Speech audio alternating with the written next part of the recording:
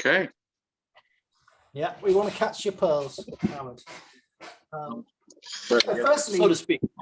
thank you very much for coming and joining us. Do you want to tell us a little bit about your martial arts background just to start with? All righty. First of all, my name's Howard Popkin. I recognize a couple of the faces. Hi, Linda. How are you? Jason. I know that guy. Anyway, I lost everybody. My martial arts background: in 1979, my father told me I was chubby and I better learn to defend myself. And I started an Americanized version of Ryu Jiu-Jitsu. And I did that for about 12 years. And then I met someone who said they did Daito Ryu, and I did that for about 6 years. In the meanwhile, dabbling in judo and karate and kung fu and other things. And then I met Okamoto in February of '97. And he gave me a lot of faces whenever I did a technique. They weren't always positive ones either. And the rest is history. I trained with him until a little before he passed. So all in all, I didn't do the math, about 41 years of training. Right. And I've got to ask you this question because you do state it on your website, so I assume it's not a secret. You got thrown out of your first Daito Ryu dojo. So I have to ask why. So what happened was I was a member of the Kodokai, which when you're a kid and you don't know the rules, sometimes you do things that I guess break the rules.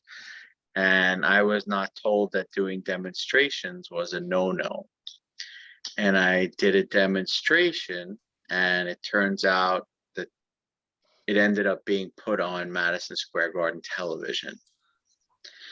And I had no idea, and the instructor thought that was enough to get rid of me and threw me out. And there's a lot more to the story, but I'm just going to leave it at that for now. I think that'll suffice. So I know you were very taken with Okamoto Sensei. So tell us a little bit about him as a man. What was it that made him your sensei? So when I first met Okamoto, I had no idea there was a direct flight from New York to Tokyo. And I actually flew from New York to Anchorage, Alaska, to Seoul, Korea, and then to Tokyo. And it took me about 22 hours when a direct flight is about 12. And when I got off the plane, he said, "Nice to meet you," and put 2 1-liter Sapporo beers down right in front of me and said, "Get to work." And I said, "Sensei, I thought we were going to go train now." And he said, "This is training, get to work." And after that, we became friendly pretty quickly. It was quite the icebreaker. I had never trained drunk before, but that was quite an experience. But he was truly a unique individual. He really became more of a third grandfather than sensei. He was just that kind of person. Right.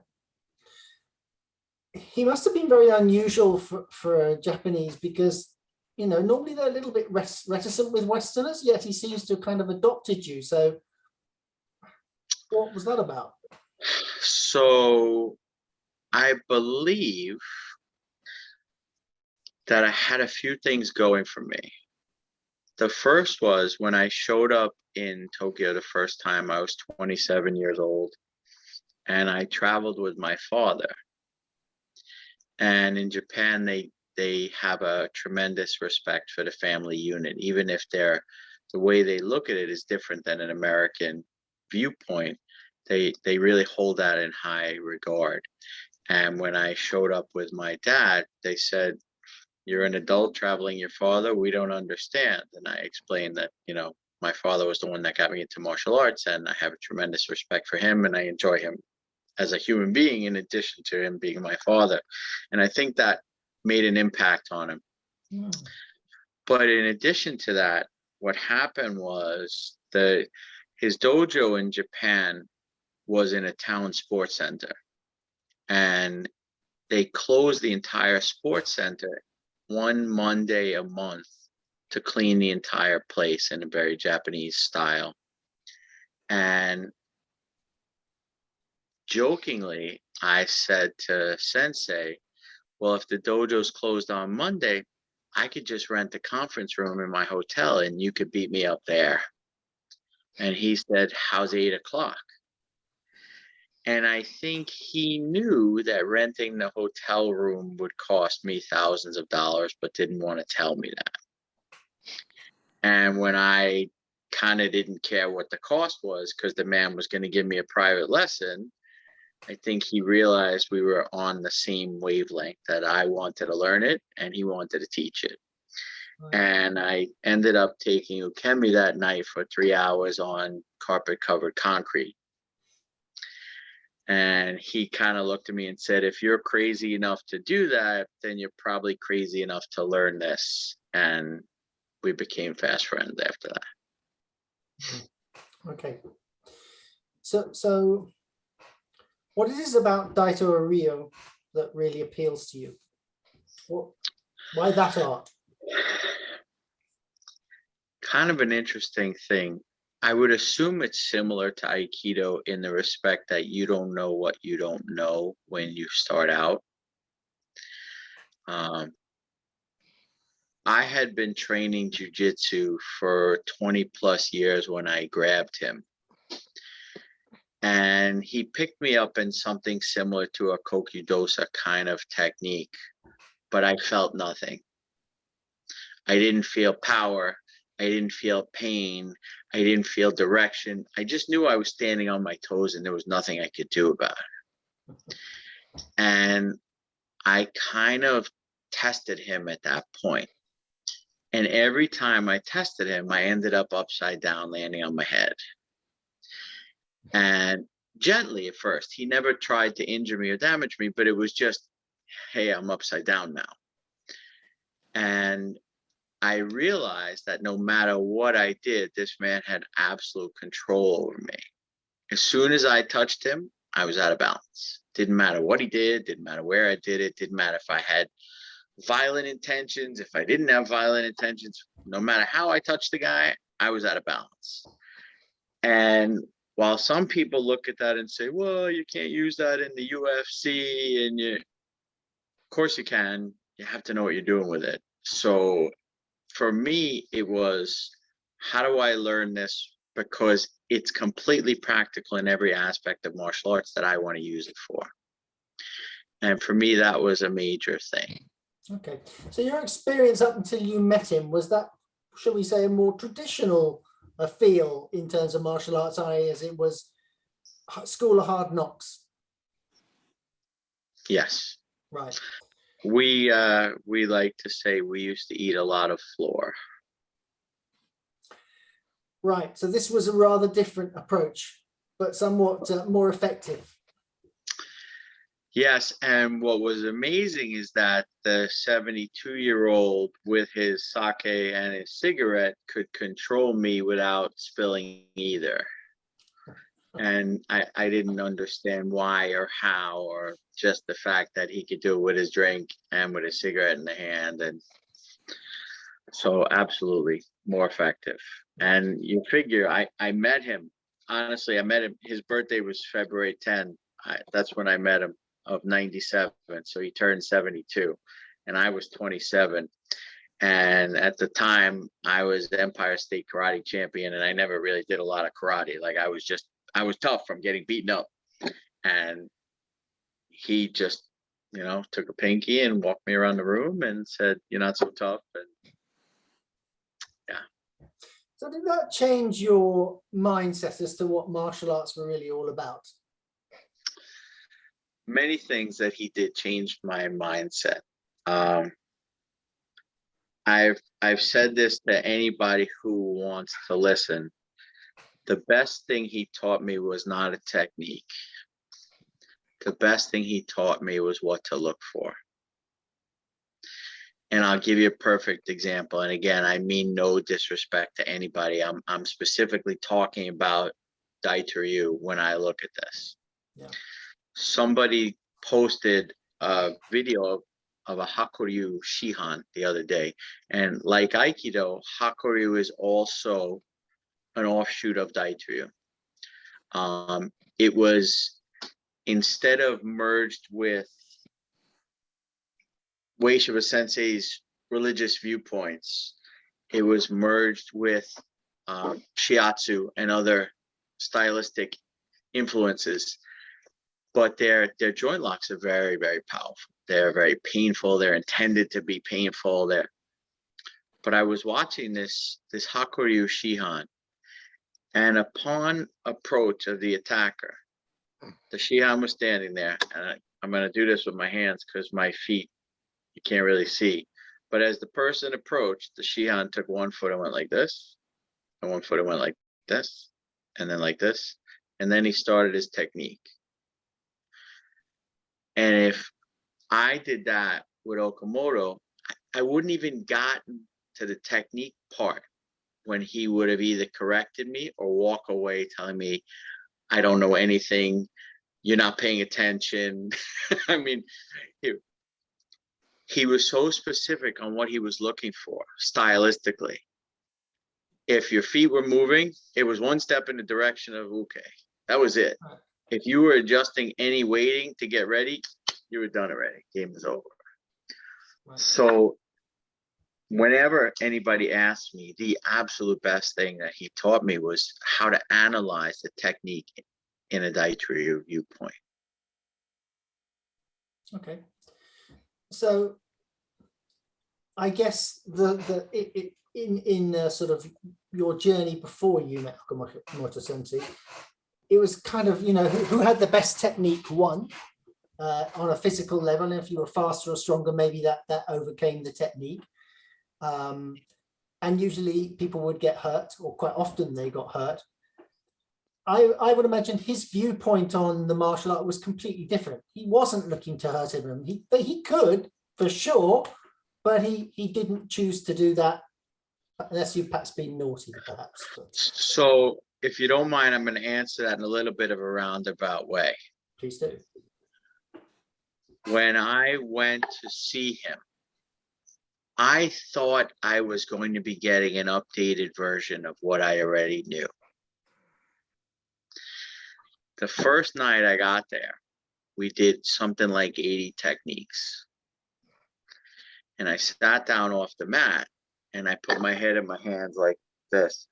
And my father said, "Are you okay? What's wrong? You're with the master. You're where you wanted to be. This is," I said, "I have a problem."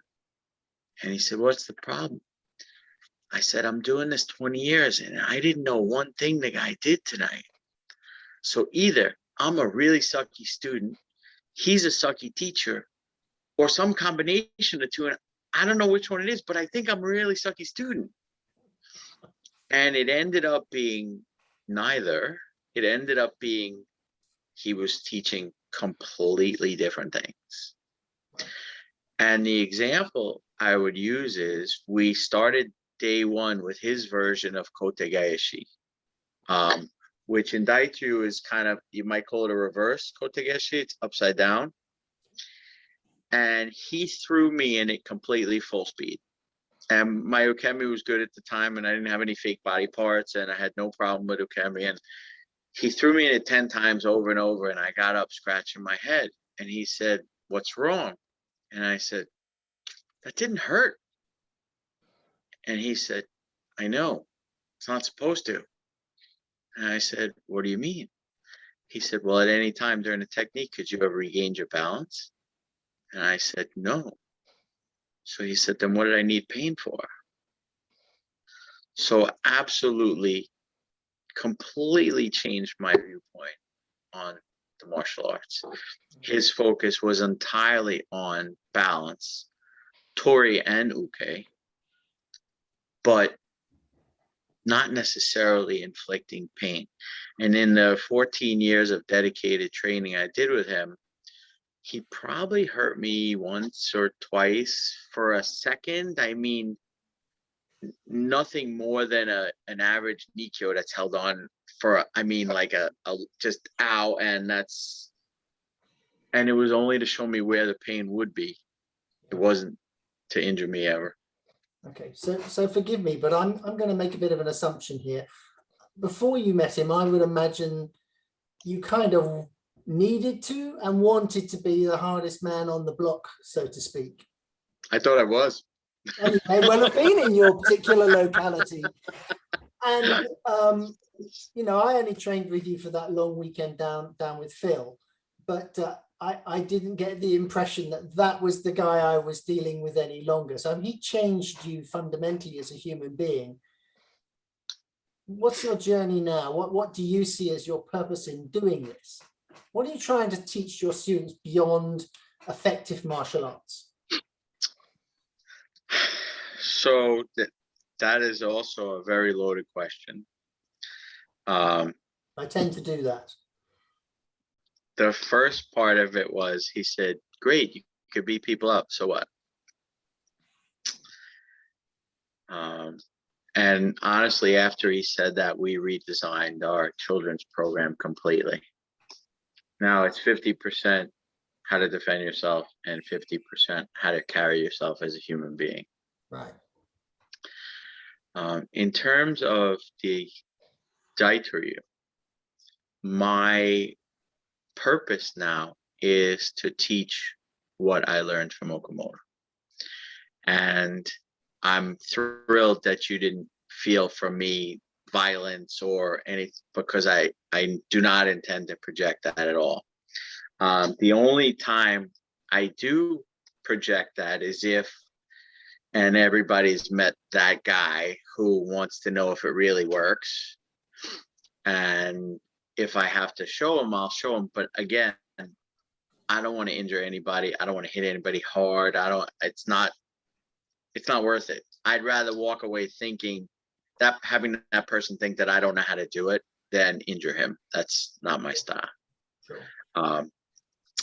But I had a very interesting conversation with Okamoto before I resigned from his organization. And the reason I resigned was, at the time, there was an internal struggle with who was going to take over.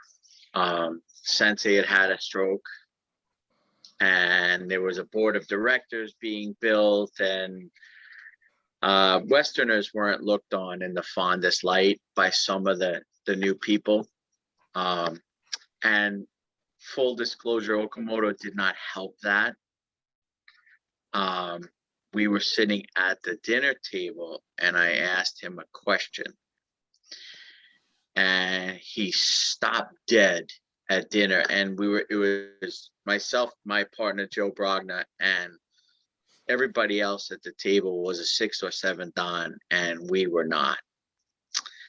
And he took his glasses off, put his cigarette down, and pointed at them like this and said, "How come in 25 years you never asked me that question?" And I went,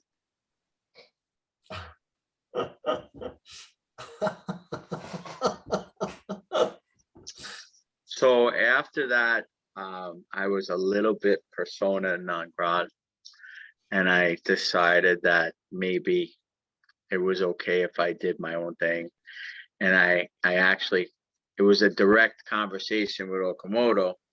I said, listen, I don't need any more rank. I don't want any more rank. You told me what I need to know.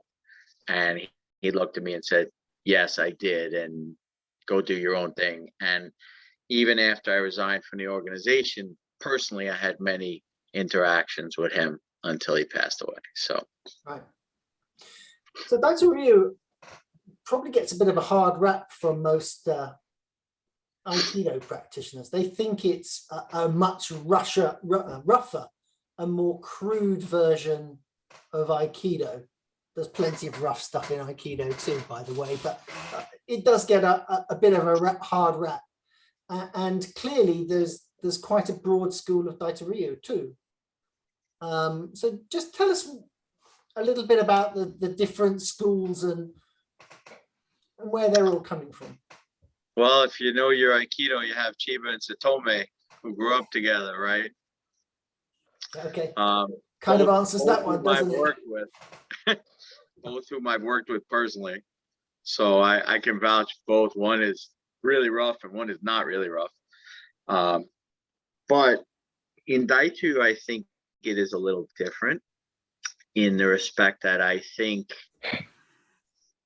the rough people in Daito Ryu are either rough because that's what they were taught, or they want to be the tough guy. Yeah. But I truly believe that most of them were not taught the essence of where it comes from. And the reason I say that is if I do a Shionage or you do a Shionage, they're both going to injure somebody's shoulder. They're both going to hurt an elbow if you're twisted.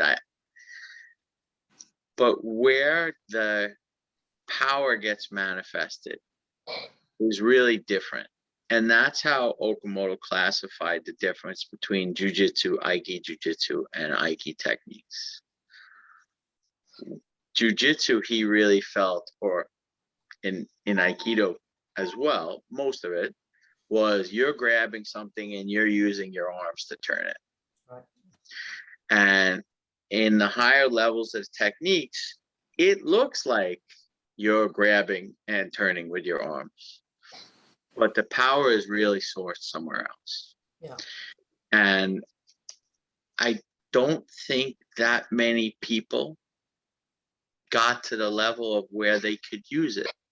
Sure. And that's my opinion. There may be people out there who would argue with me. Right. But I look stylistically at Aikido people, at Daito people, and I'm in my head judging them based on the parameters that I was taught. Sure. Again, not saying that a guy like Chiba Sensei couldn't rip your arms off. The guy would rip your arms off. But what's he doing it with? How's he doing it? How much effort did he have to put in to accomplish the task, et cetera, et cetera? That's how we would analyze it. Yeah, I think it's fair enough. So what do you see? You kind of hinted that maybe not everybody got what Daito Ryu was really about. So, okay, it's only your viewpoint, but what do you think Daito Ryu is all about? There are really, well, I could sum up Daito Ryu in about a minute. Do you have that minute? So when I met Okamoto, he said there are 2,884 supposedly documented techniques. And if you wanted him to pull out the old scrolls and read them to you, he would. And I said, I kind of feel like that's nonsense, Sensei. He said, you're right. There's 3 techniques in Daito Ryu. And I said, up, down, turn. And he said, yep, that's Daito Ryu. And I know that's a very oversimplification, but it's the up, down, turn that you're doing and the up, down, turn that you're causing your opponent to do. Sure. And depending on the situation, the one you're doing to yourself is probably more important than the one that you're doing to the other person. Because if you can't affect me, because I'm in such control of my body, then whatever you're kind of trying to do gets negated. In addition to that, if while I'm controlling my own body, I can keep you out of balance, you may not ever have enough ability to mess with me, even if I wasn't controlling my own stability. Make sense? Mm-hmm. Okay. So that, I mean, have you finished, or can I yeah, ask? Okay. So that sounds to me like the heart of what the technique is all about. It's all about controlling that up down turn of yourself and your partner. It doesn't tell me much about maybe what, I mean, Aikido has this thing about being in harmony with the world, blah, blah, blah. And lovely philosophy, which I'm totally behind. It's what keeps me going. And it's the Sure. practice for daily life. What about Daito Ryu? What's its kind of, what do you feel its mission statement in its purest form is? So I think Aikido is much bigger than Daito Ryu. I mean, in terms of worldwide population, I can't tell you how many Daito Ryu people there are. And I don't mean white belts who attended the seminar. I mean actual Daito Ryu people who know what they're talking about. Right. But I'm going to say the number is under 50. I might even say 25. And I think each one might have their own mission statement. Right. Mine is to spread what Okamoto taught me to good people. And he was really a stickler about that. If you did not behave properly, he wouldn't teach you. He would let you go to the dojo, but he wouldn't teach you. Right. And to back up what I'm saying, Okamoto's top student was actually thrown out of the dojo. He injured somebody on the mat, and it could have been an accident. That happens. Yeah. But in Japan, again, different cultural norms, and she was female, and he would not go apologize to her. And Okamoto threw him out. And this was a gentleman he had a 40-something year relationship with, and it was also Okamoto's boss at work. I mean, they were close. Wow. So he really meant that. He wanted to teach good people. Right. Now, I'm interested because you are a teacher. I wonder if it influences your teaching at school, and if so, how? A little bit. One of the absolute important technical aspects of Daito Ryu is eye contact.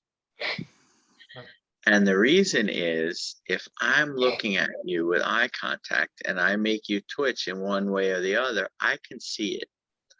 And it creates this feedback loop. So if I lifted my elbow and your head went that way, I watched it. So it's one of these math problems. Elbow lift equals head movement. And I know that's weird, but it comes back to, so for me, I try to teach the kids eye contact. And I think that is lost a little bit in today's society anyway, because everybody's looking at their phones or their iPads or whatever else instead of talking to humans. Yes. So that is the one thing I really do still think is a fundamental aspect of Aikido, Daito, etc. You have a lot of human contact, although unfortunately not for the past 2 years, but in general, I think that's a wonderful aspect of it. So both those things, person-to-person contact and eye contact specifically, I think are very important. Okay. I think after Okamoto Sensei passed, was it Dan Harden you met?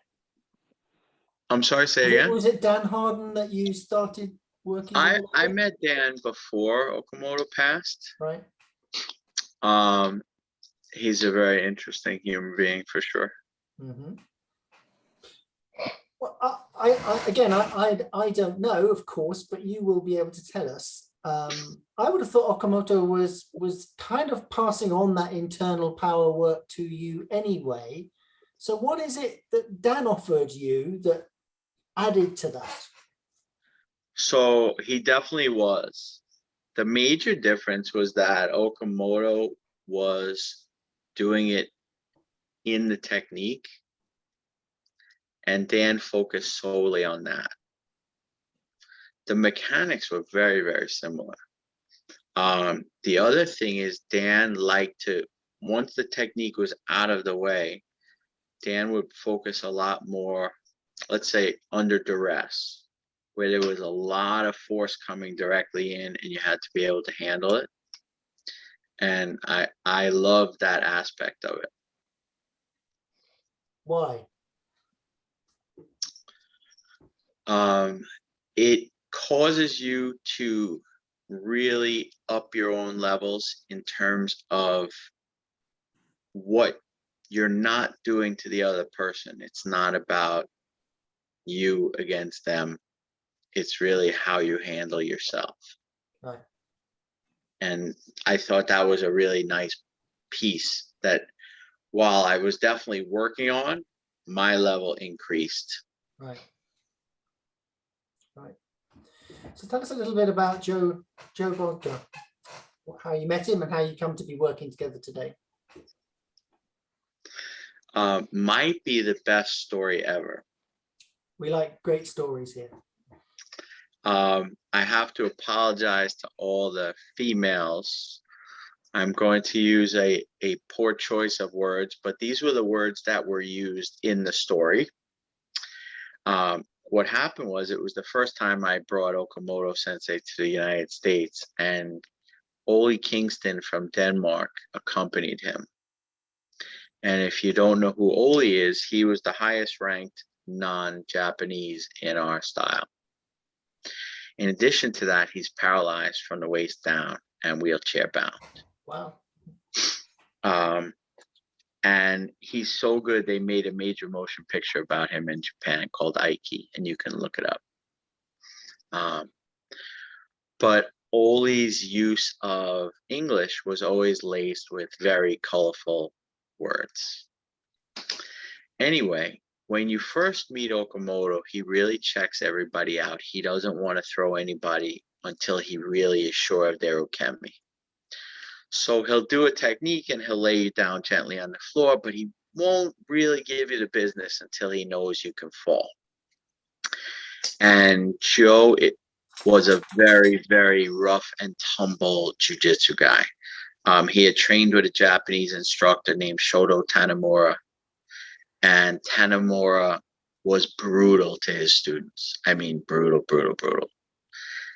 And Joe wanted to feel Okamoto throw him around, and Sensei wouldn't. He just wouldn't do it. And from his wheelchair, Ole said, "Come on, I'll throw you around." And Joe reached over and gave Ole a straight wrist grab, in his head saying, you know, guy's in the wheelchair, I don't want to grab him that hard. And Ole looked at him dead in the face and he said, "Are all Americans pussies or just you?" At which time Ole threw him over the back of the wheelchair. And Joe went to punch him, and he locked him up on the wheelchair and rolled over his feet and threw him over and slammed him into the wheelchair and bounced his head off to it.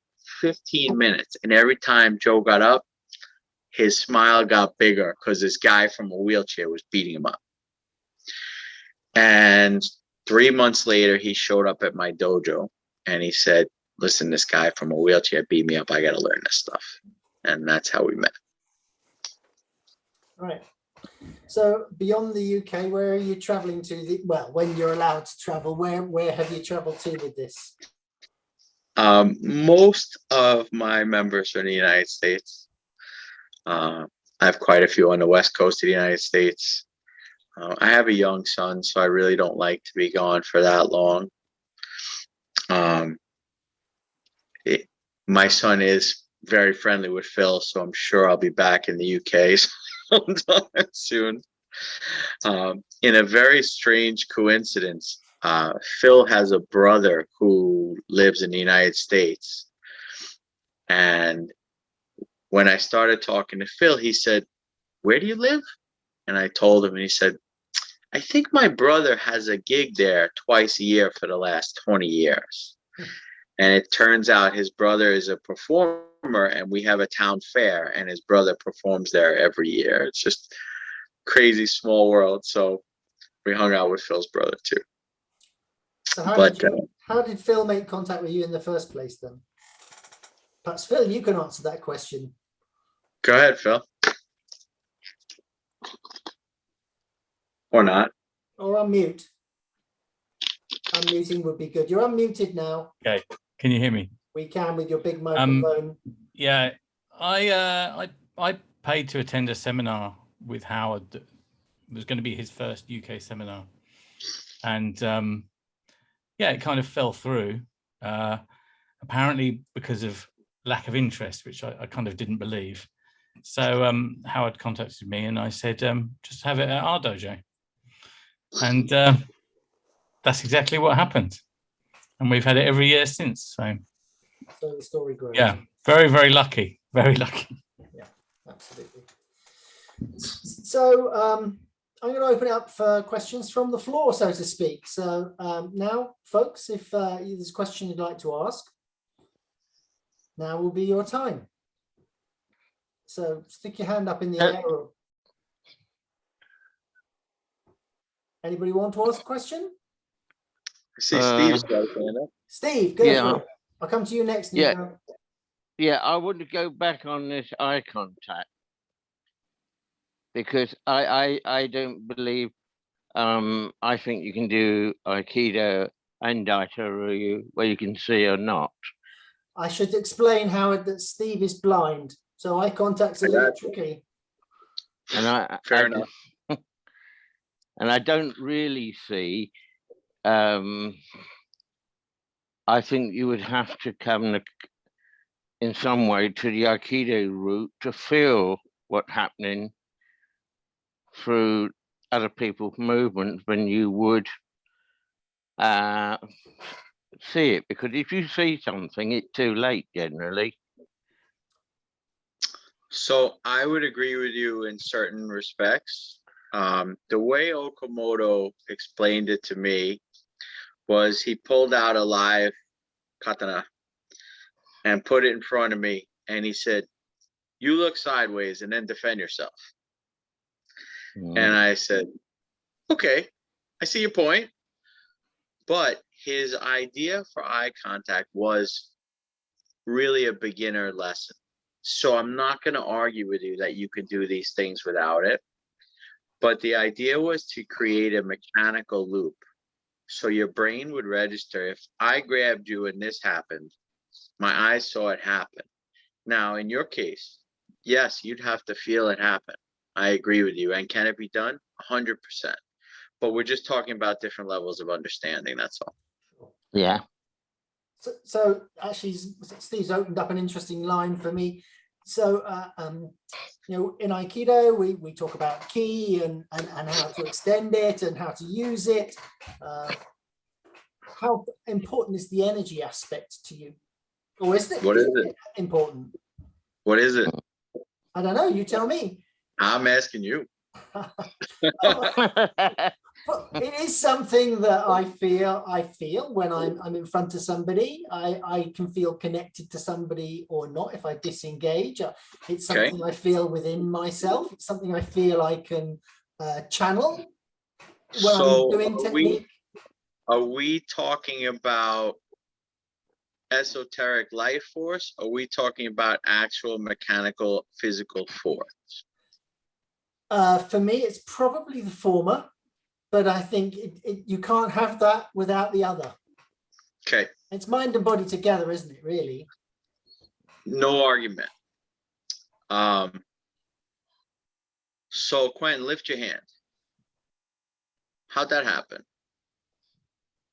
Mind told my body to lift it, and my body used the muscles and bones to do it. And probably didn't have a lot of tension. No.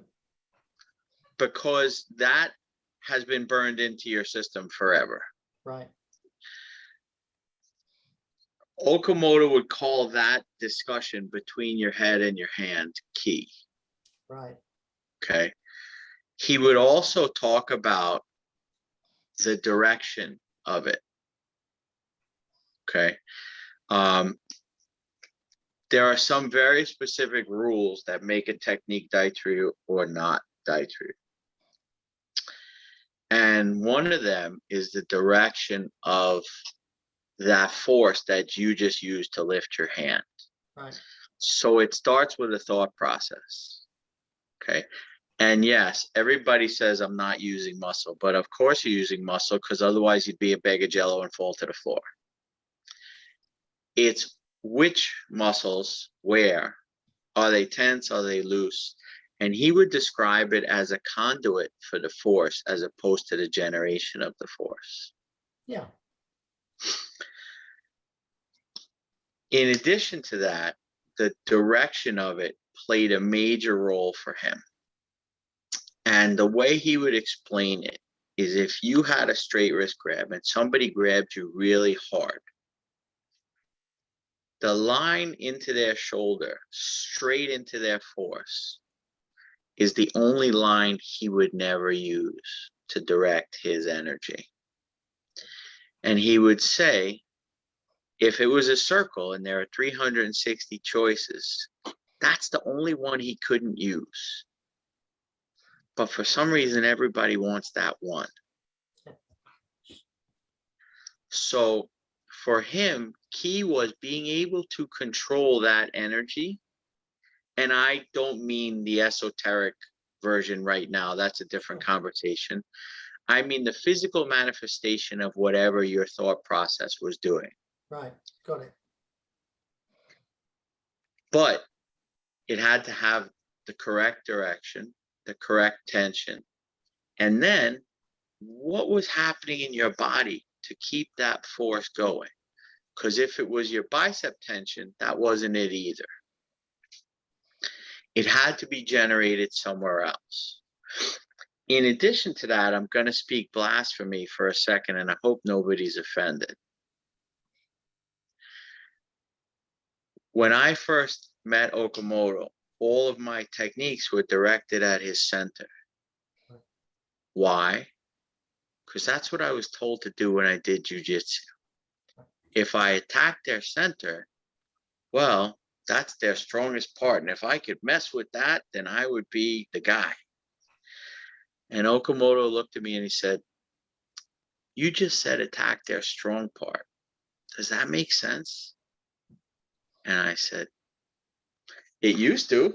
I'm not sure it does anymore. So his philosophy on the center thing was two-sided. It was yours and theirs. Right. So his goal was never connect yours to theirs. Because Quentin, you've been working on your center for a long time. If yours is good and I connect to mine, you might be able to overpower mine. But if I make mine really strong and I never show you where it is, and I don't try to connect to yours, I go over it, under it, behind it with those 359 other choices, and I never let you have any idea where mine is, then I have an advantage. And that was the goal here. I'm using, if you want to call it key, to upset your stability without ever connecting center to center and without ever showing you where mine is. Interesting. Thank you. Nico, did you have a question? Yes, and I kind of almost like now follows what Howard was saying. How are you, Nico? I'm good. I'm thrilled to see you again. How's the baby? Yeah, he's growing up. He's growing up. It's a bit tough, but all good, all good. So my question is, because I've always been interested in the historicity, the connection of Daito Ryu with Aikido. We know from various sources that O-sensei never really eschewed a Daito Ryu, and even up, I think, up to 1962, even his certificates basically just wiped off the Daito Ryu part, and he will just put Aikido instead. But the entire certificate would just be a copy of the Daito Ryu. At which point do we have this disconnection in terms of technique of the Daito Ryu and Aikido? So first, I'm going to give you the Okamoto answer, which was, I don't know, I wasn't there. Okay. But when I prodded him, he was usually there. So, in my opinion, there are a couple of differences. If you look at somebody like a Kondo sensei, who's obviously very qualified, his technique, and I'm just going to use the words visually, more Aikido looking than somebody like Okamoto, who just kind of stood there. And I think, and again, everybody's different, but from what I've seen in Daito Ryu, as you got higher in ability, your technique got smaller and your movement got smaller. And I think O-sensei kind of patented that footwork movement, and it really worked for him. I mean, there's no denying he was good at it. You know what I mean? So I think for him, that was a stylistic part of it that he really liked. And it also really fed into the whole avoid conflict mentality, where in Daito Ryu is, we're going to have conflict. It may not be exactly where you want it to be, but there's going to be conflict. And the question is, how do I handle the conflict as opposed to moving my feet around? So I think that's the most visually technical difference that I could see. Okay, thanks.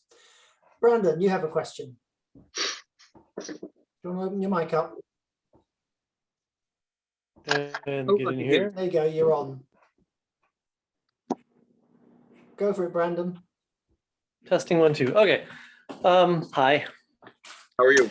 I'm well, thank you. I'm gonna, rather than doing an introduction, because this ain't about me, I'm just gonna ask the question, and you'll be able to tell what my background is by the question. I'm comparing your experience with Okamoto and the tradition of Daito Ryu in general.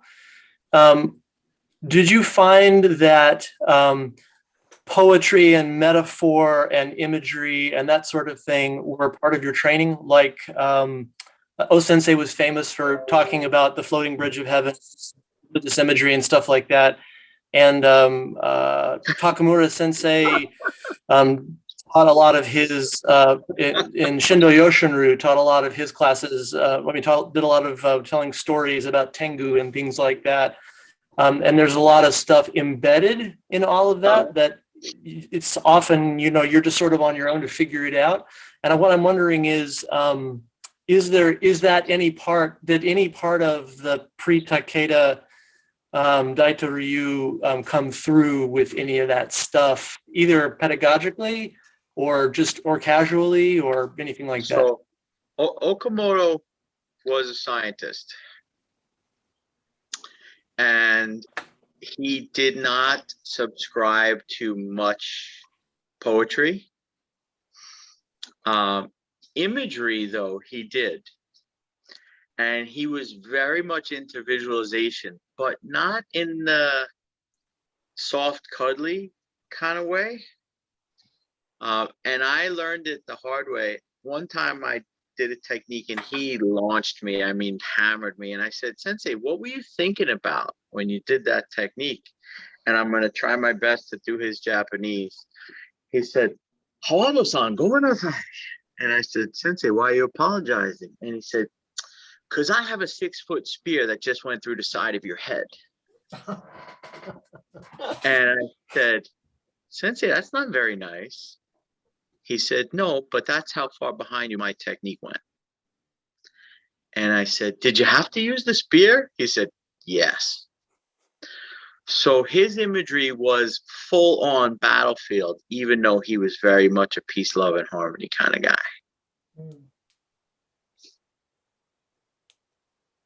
Does that help? He really was different from your typical Japanese, wasn't he?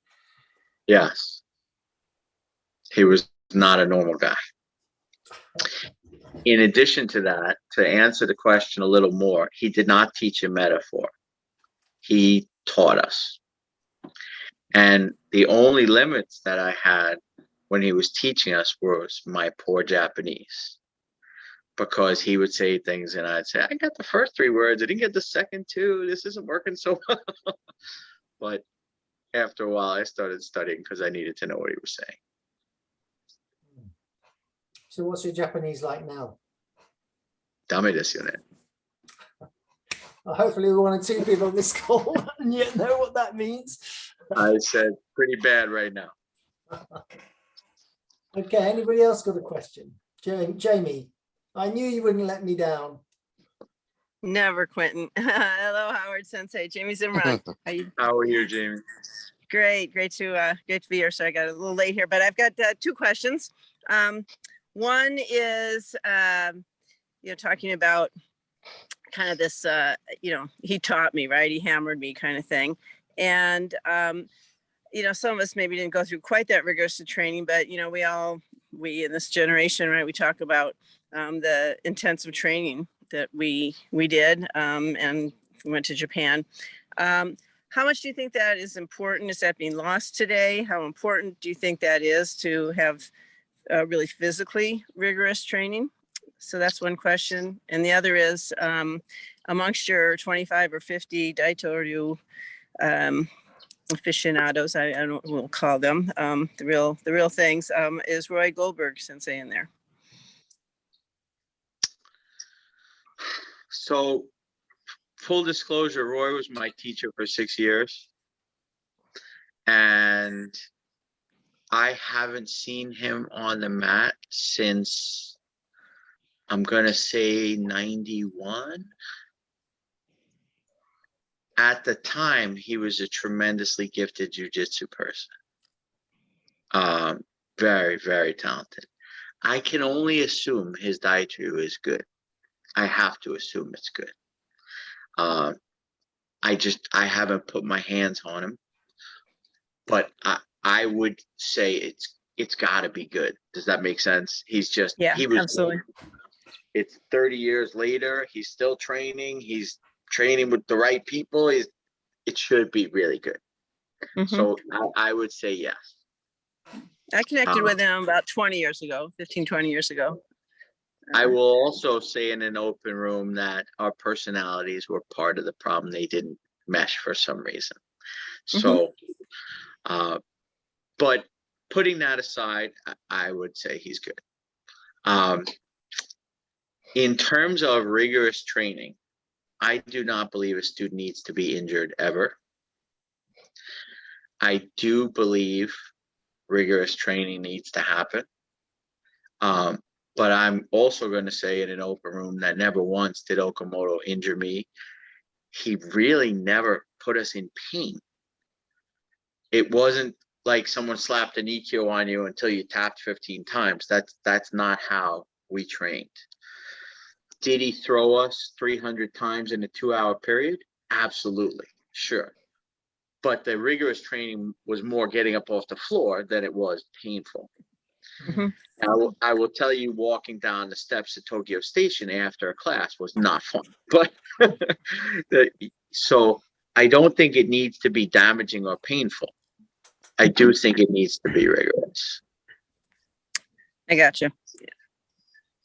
Great, thank you. Anyone else with a question? Nico. Well, just a question for Howard, and perhaps like others could, chip in. Is an element missing from Aikido today? Kind of like, but what is not really taking into account the principles of Daito Ryu? I don't believe I'm qualified to make that call.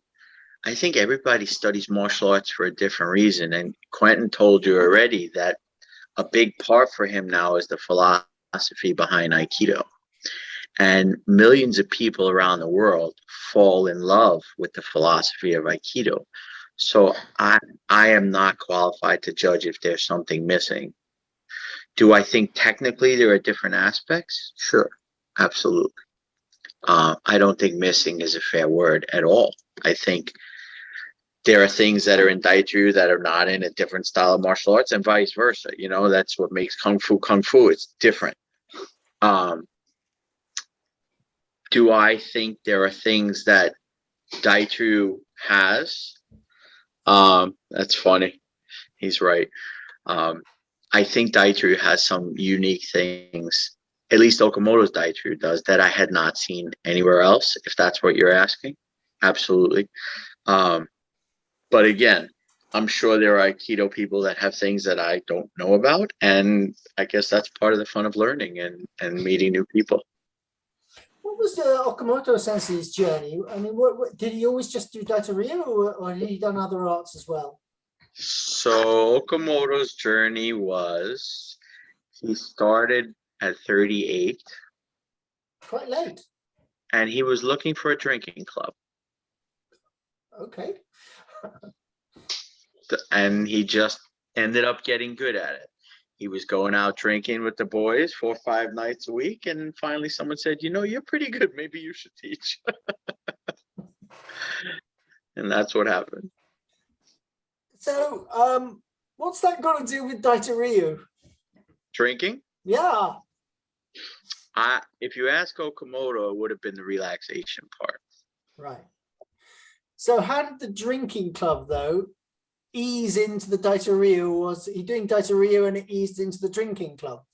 No, he was looking for a group of guys to go out with after work, and he said, oh, these guys are going out, so I'll do their martial arts class, and then I'll have them. Okay. And that's what happened. Okay, fair enough. Again, a very unusual gentleman. Very unusual. So what are you working on at the moment in your study? So when Okamoto taught a technique, he would do a technique and you would grab him, and sometimes his motions were imperceptible unless he wanted you to know where they were coming from. And the game he would play would be, how small can I do my technique and still be brutally effective? And that's what I've been working on now. How little can I do it? Like, if you don't see anything from a side view or a front view, and I still have complete control of uke. That's what I'm working on now. Very interesting. What did you? Can I ask a question in there, Quentin? Sure. Yeah, I was actually, it kind of leads into it. So I was kind of wondering what the connection is with Daito Ryu and Hakoryu Jiu-Jitsu, for example. And like, did you work, small circle technique, and did you come across Dennis Palumbo before he died? Yeah, what are some maybe connections with particularly Hakoryu Jiu-Jitsu? And how you see that relates to Aikido with some of our, sometimes bigger movements. So I trained with Dennis Palumbo many times. Mm-hmm. If you look somewhere, there's a video series that was put out in the 80s, and you'll see a skinny redhead taking ukemi for him. That was me. In addition to that, I gotta look. That's great. yeah, one of my old training partners was Dara Massey. She's my best friend and colleague. I don't know if you know that. I did not know, but Dara and I go back to the early 80s. Her first teacher was a gentleman named John Oschlager. Yeah. And my first teacher was a gentleman named Jeff Lovering, and they were training partners. So Dara and I go back really far. And I probably saw her, I want to say last time was 6-7 years ago, just before she moved to California. Yep. But so I'm very familiar with Dennis Palumbo. In terms of Hakoryu, I think that the jiu-jitsu of Hakoryu is brutally effective. I mean, viciously painful, and keep that Gakun away from me. That stuff's mean. Okay. Did that answer the question? I don't even remember. I started Yeah, talking. well, yeah, it's funny you mentioned Dara. Dara and I met. She was a brown belt, and I was teaching back east and doing Aikido, and she really kind of absorbed a lot of Aikido.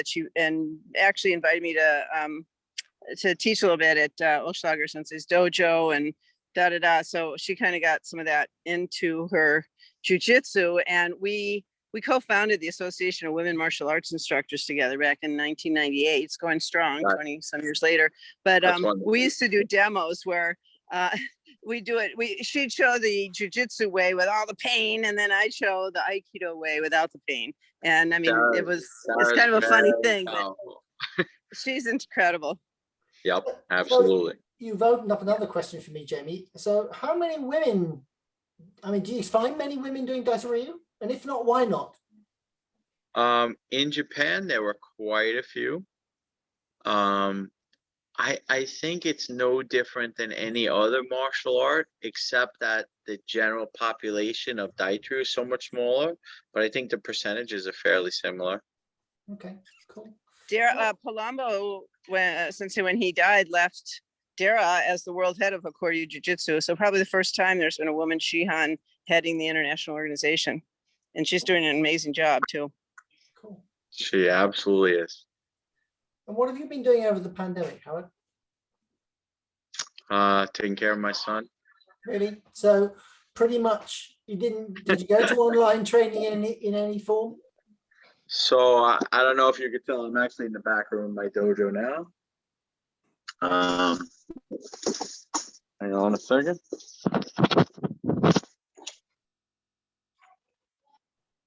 Sorry. Oh yeah, it's coming into, yep, very nice. Class is on. Yep. So we've been working with the kids. Everybody's still at 6 feet in the dojo. We're not doing grabbing techniques, so we're practicing a lot of striking. Getting the kids good at that. All right, I'm gonna turn on lights. Yes. Sorry about that. Is that better? Yeah, that's fine. It's all good. It's all good. I Okay. apologize. It's gonna get a little loud now. Any more questions? Yeah, Warren. Okay, I'm muted. Howard, good to see you again. Can you hear me okay? Yeah. I can. How are you? Good. Last time I think we got together, it was at the airport, at Kennedy Airport, or it was in one of your Sistema workshops. Are you still Right. working with Sistema? No, I actually never really did. There was a Sistema instructor that was borrowing my dojo, so every once in a while I would take a class with him, but I never really did Sistema. Okay. Okay. It's cool stuff though. One class was enough. Okay, last opportunity. Anyone else got another question? Yeah, I've got one question. Go, Phil. Hi, Sensei. Any idea when you might come to the UK this next year? Shocking that you would ask that. Working on it. I'm hoping for next summer. Roger that. Okay. I just want to thank you for showing up, Howard, and giving us your time. Very, very interesting. Really enjoyed it. I think everybody else did too. So just when we do go to the UK, all you guys can jump in. That'd be awesome. yeah. Well, I'll be there when you turn up. Great. Yeah, So at you're least very there'll be two of us, won't there, Phil? There'll be at least you and me, and Yeah. Nico might show up as absolutely. well. Yeah, you were the Yes, first guys to book on. Absolutely. Everybody's welcome though. Come and grab hold of Howard and yeah, find out what it's all about. All right, I'm gonna go beat up kids. Okay, everybody else, hang on just for a second. I'm going to stop the recording.